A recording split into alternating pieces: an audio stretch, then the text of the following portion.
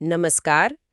તાજેતરમાં જે લોકરક્ષક દળની મતલબ કે કોન્સ્ટેબલની ભરતી પરીક્ષા લેવાઈ 15 જૂને એની પ્રોવિઝનલ આન્સર કી આવી ગઈ છે અને એને લઈને ઘણી ચર્ચાઓ ચાલી રહી છે. હા, બરાબર.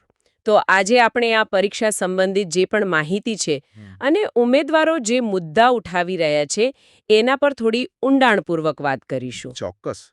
આપણો હેતુ એ જ છે કે જે પણ માહિતી ઉપલબ્ધ છે એનું વિશ્લેષણ કરીએ અને ઉમેદવારોને સ્પષ્ટ ખ્યાલ આવે. જેમ કે આ વાંધા અરજીની પ્રક્રિયા શું છે, કયા પ્રશ્નો પર ખાસ વાંધા છે અને હવે આગળ શું, મતલબ ફાઇનલ આન્સર કી અને પરિણામ ક્યારે આવી શકે. બરાબર. તો સૌથી પહેલા આ વાંધા અરજીની જ વાત કરીએ. જેમને લાગે છે કે જવાબ ખોટો છે એમના માટે શું સમય મર્યાદા છે, કઈ રીતે કરવાનું છે? હા, આ બહુ જ મહત્વનું છે. જુઓ, વાંધા અરજી ફક્ત ઓનલાઈન જ સ્વીકારાશે અને એની છેલ્લી તારીખ છે 23 જૂન 2025.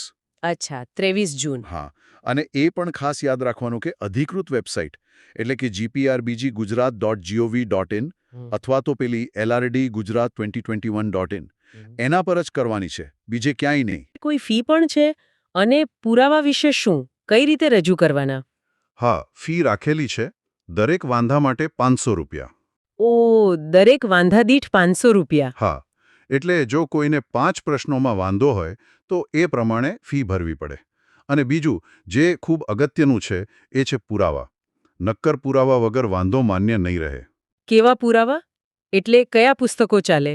એમાં સ્પષ્ટ કહ્યું છે કે GCERT કે NCERTના પાઠ્યપુસ્તકો અથવા તો યુનિવર્સિટી ગ્રંથ નિર્માણ બોર્ડના જે અધિકૃત પુસ્તકો આવે એના પુરાવા માન્ય ગણાશે.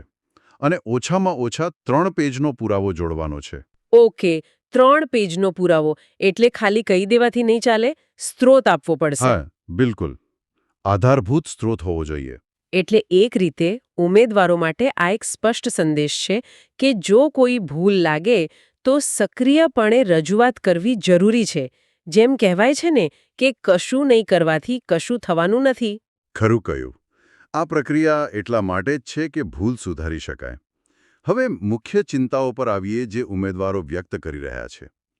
એક મોટો મુદ્દો જે બહુ ચર્ચાઈ રહ્યો છે એ છે વ્યાકરણના પ્રશ્નો. હા, એ સાંભળ્યું છે.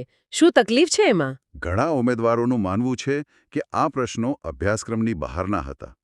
મતલબ કે એમની અપેક્ષા હતી કે ફકરા આધારિત પ્રશ્નો હશે, એના બદલે સીધા વ્યાકરણના નિયમો પૂછી લીધા. એટલે સિલેબસમાં કદાચ એ રીતે સ્પષ્ટ ઉલ્લેખ ન હોય અને તૈયારી અલગ રીતે કરી હોય એવું? કંઈક અંશે એવું જ. અને આ બાબતે ભરતી બોર્ડને રજૂઆત કરવાનું પણ ઉમેદવારો વિચારી રહ્યા છે. આ સિવાય અમુક ચોક્કસ પ્રશ્નો એવા છે જેના જવાબ ખોટા હોવાની અથવા તો પ્રશ્ન જ રદ થવાની શક્યતા દેખાય છે. ઓ, કેટલા પ્રશ્નોની વાત છે? આવા કેટલા પ્રશ્નો છે જેના પર વાંધો ઉઠી શકે છે? અત્યારે જે ચર્ચા ચાલી રહી છે અને માહિતી મળી રહી છે એ મુજબ કુલ 9 પ્રશ્નો. શક્યતા છે. 9 પ્રશ્નો એટલે તો ઘણું કહેવાય. સામાન્ય રીતે 1-2 પ્રશ્નોમાં આવું બને, પણ 9 એટલે તો ખરેખર મોટી સંખ્યા છે. આની અસર તો મેરિટ પર બહુ પડશે. ચોક્કસપણે. જો આટલા પ્રશ્નો રદ થાય તો આખું મેરિટ લિસ્ટ બદલાઈ શકે છે. બીજું એક અવલોકન પણ સામે આવ્યું છે. શું? અમુક પ્રશ્નોના સેટમાં, જેમ કે 5-5 પ્રશ્નોના જૂથમાં, બધાના જવાબ તરીકે એક જ વિકલ્પ આવતો હતો. જેમ કે બધાના જવાબ A અથવા બધાના B. અચ્છા, આ પણ થોડું અજીબ લાગે છે. જો કે એનાથી જવાબ સાચો કે ખોટો એવું સાબિત ન થાય, પણ પેટર્ન થોડી વિચિત્ર કહેવાય. હા, એ માત્ર એક પેટર્ન છે જેણે ધ્યાન ખેંચ્યું છે. એના પરથી કોઈ નિર્ણય પર ના આવી શકાય. ઠીક છે. તો આ બધી વાંધા અરજીની પ્રક્રિયા પતે, એની ચકાસણી થાય, પછી ફાઇનલ આન્સર કી ક્યારે આવી શકે? શું અંદાજ છે? જુઓ, સામાન્ય રીતે બોર્ડ વાંધા અરજીઓ મળ્યા પછી નિષ્ણાતો પાસે એની ચકાસણી કરાવે છે. આમાં થોડો સમય લાગે. છેલ્લી તારીખ 23 જૂન છે. એટલે આપણે માની શકીએ કે એના પછી લગભગ 2 અઠવાડિયામાં, મતલબ જુલાઈના બીજા અઠવાડિયા સુધીમાં કદાચ ફાઇનલ આન્સર કી આવી જાય. લગભગ 2 અઠવાડિયા. ઓકે. પણ હા, જો વાંધાઓની સંખ્યા બહુ મોટી હોય કે જટિલ હોય તો થોડો વધુ સમય પણ લાગી શકે છે. અને જેની બધા રાહ જોઈ રહ્યા છે, અંતિમ પરિણામ, ફાઇનલ રિઝલ્ટ ક્યારે? ફાઇનલ આન્સર કી આવે એ પછી OMR શીટ્સનું એના આધારે મૂલ્યાંકન થાય. મેરિટ લિસ્ટ તૈયાર થાય. આ બધી પ્રક્રિયામાં સામાન્ય રીતે 1.5 થી 2 મહિનાનો સમય જતો હોય છે. 1.5 થી 2 મહિના ફાઇનલ આન્સર કી પછી? હા, એટલે આજથી ગણીએ તો લગભગ 2 થી 3 મહિના પકડીને ચાલવાનું.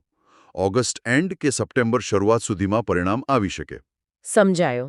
એટલે હજુ થોડી ધીરજ રાખવી પડશે. આ રાહ જોવાનો સમય ખરેખર અઘરો હોય છે ઉમેદવારો માટે. અહીં એ પણ યાદ અપાવી દઈએ કે પાસ થવા માટેના જે માપદંડ છે એ શું છે? હા, એ ખૂબ જ અગત્યનું છે.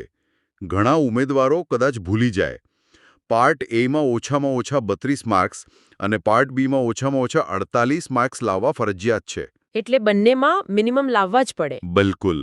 ભલે તમારો ટોટલ સ્કોર ઘણો ઊંચો હોય, પણ જો આ બેમાંથી કોઈ એક પાર્ટમાં પણ મિનિમમ માર્ક્સ ના હોય તો તમે નાપાસ ગણાઓ. બંને ભાગમાં અલગ અલગ ક્વોલિફાય થવું જરૂરી છે. સ્પષ્ટ છે. તો આજની આપણી ચર્ચાનો સારાંશ કાઢીએ તો વાંધા અરજી માટે 23 જૂન છેલ્લી તારીખ છે.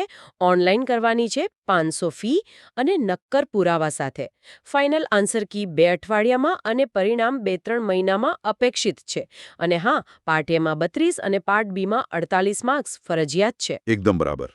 અને અંતે એક વિચારવા જેવો મુદ્દો છે. જે રીતે ઉમેદવારો અભ્યાસક્રમ અને પ્રશ્નોની રચના પર સવાલ ઉઠાવી રહ્યા છે, ખાસ કરીને વ્યાકરણના પ્રશ્નો અને આ 9 જેટલા સંભવિત રદ થનારા પ્રશ્નો, હા. તેની ભવિષ્યની ભરતી પરીક્ષાઓના આયોજન પર શું અસર પડશે? શું ભરતી બોર્ડ આના પરથી કંઈક શીખશે?